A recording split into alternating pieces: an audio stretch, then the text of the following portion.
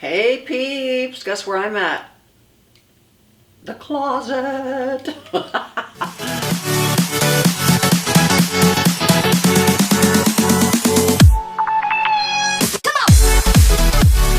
The world famous closet. I'm sitting in one of my setting areas here in the closet.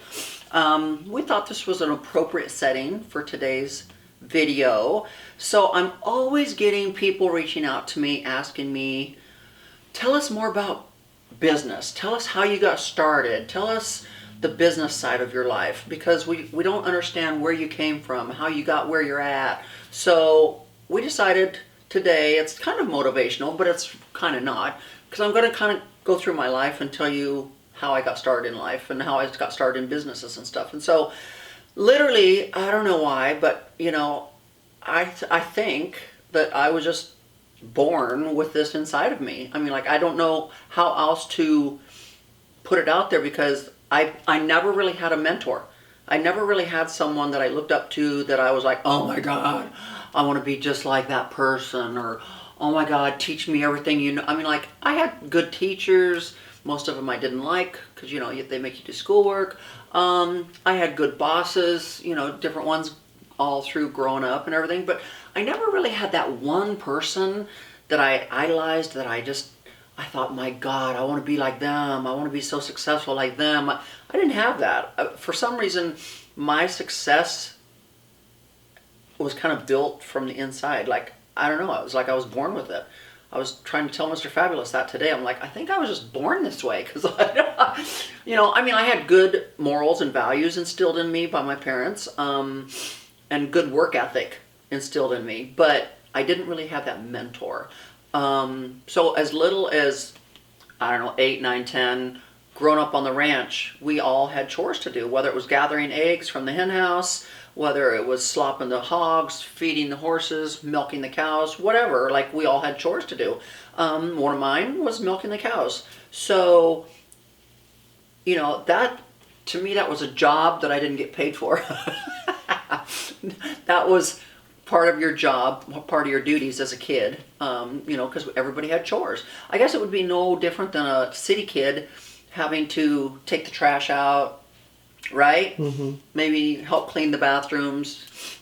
But the funny thing is we had to do that too on the ranch. So not only did we have household chores that we had to do, but we had outside chores, taking care of animals, taking care of the livestock, that kind of thing. So that's as far back as I can remember on chores and jobs that I had to do. And then I can remember we finally left the ranch and moved to town, and I got a newspaper route. So I started delivering newspapers, where I had to get up at like 4:30 in the morning to go deliver newspapers.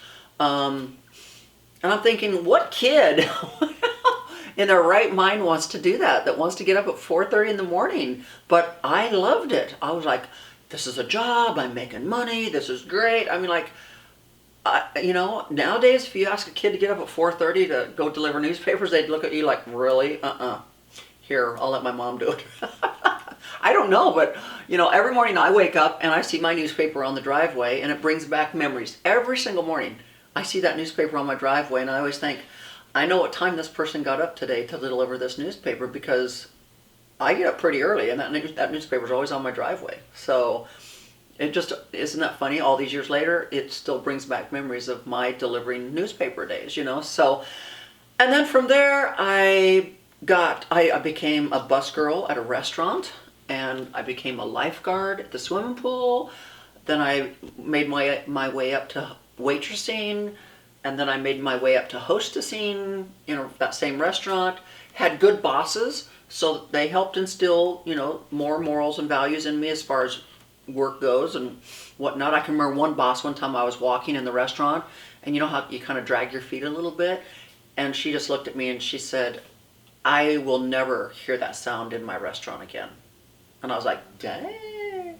I mean, it was almost like a proper class, like I'm going to teach you how to walk. Don't drag your feet, But she was so beautiful. I remember she had this long, beautiful gray hair, and she always wore it up in this beautiful bun, and she was so prim and proper, and she owned this restaurant.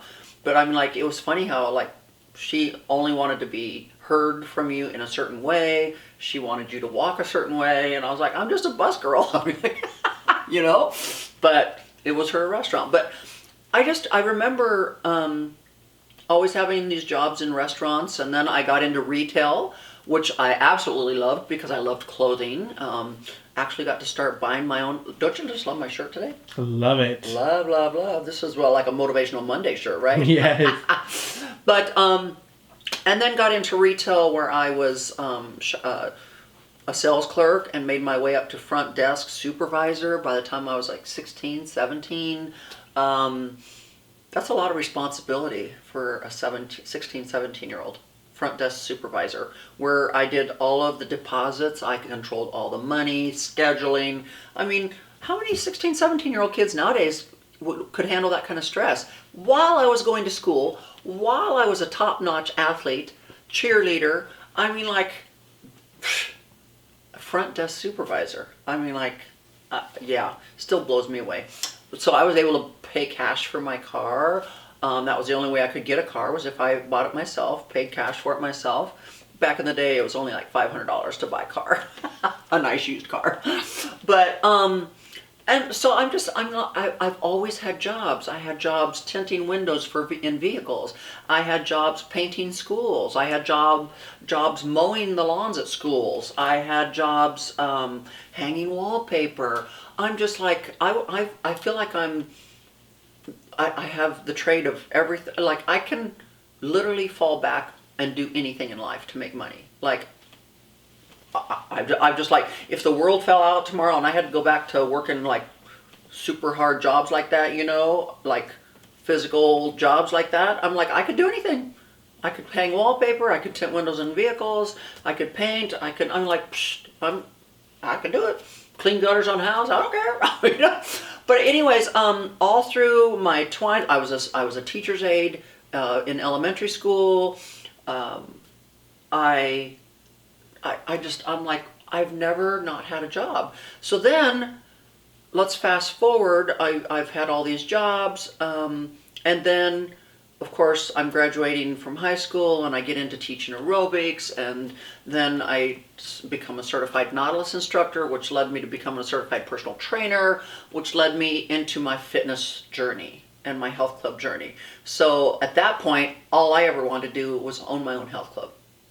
And so through 2 failed marriages, I set out to become a health club owner. And I didn't know how I was going to make that happen, but it was a dream of mine. And so I got divorced in 91 and literally bought my very first health club in 93. And I left that marriage, I was pretty much broke. And I had my kids, a TV, a microwave, and our clothes. And I remember renting that little house, and the landlord had to throw the mattresses on the floor for us to have somewhere to sleep. And 2 years later, I had saved up enough money working 4 part-time jobs and carrying 16 credit hours at college.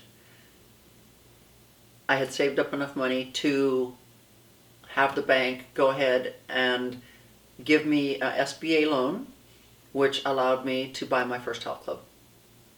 So it's like, in 91, dead broke, divorced for the second time, and didn't even have money to have furniture, guys. Started holding down 4 part-time jobs and going to school full-time with 16 credit hours a semester, and still managed to save enough money to purchase my first health club 2 years later. No, I didn't have a sugar daddy. No, I didn't have any help. So I was taking care of my kids. I was working my ass off. Sometimes I only saw my kids a couple hours out of the night. But it was like I was going to do whatever it took to get out of that financial hole I was in and provide a nicer life for my children as a single parent and fulfill a dream, which was to own my first health club. So 2 years later, and by the time I sold everything in 2000, it was a chain. So, sure, I had to put up with all the remarks of, oh, you must have a sugar daddy. Oh, who's the man behind all this? Oh, because people didn't believe that a woman back in the 90s could literally get out there and bust her ass and make things happen and create companies or businesses for themselves. They always thought there had to be a man or a sugar daddy or something. But, And what's so funny is the guy that purchased my health clubs and everything, he knew nothing about how to run businesses and lost them all. So, right? Anyways, so I'm just saying, guys, if there's ever something you want in life, and that was kind of a fast tutorial of how I got from my first job in my life to becoming financially successful. But I'm just saying, guys, if there's something you want in life, don't let anything stand in your way. Anything's possible. And most of the time, the only person standing in the way of your success is you, because you're self-doubting yourself. I used to say to Mr. Fabulous, oh, I need to hire all my social media out because I don't know how to do it. I was the one self-doubting myself, right, Fab? Mm-hmm. Like, all I had to do was start believing in myself that I could make this happen or I could do this. And sure, Fab helps me a lot, believe me. I mean, like, best assistant a person could have. But when you quit self-doubting yourself, and I tell him this through his weight loss journey and his fitness journey, don't doubt yourself. Don't say, oh, I'm not going to do that exercise because I can't. Don't do that. Like, have faith in yourself. Believe in yourself.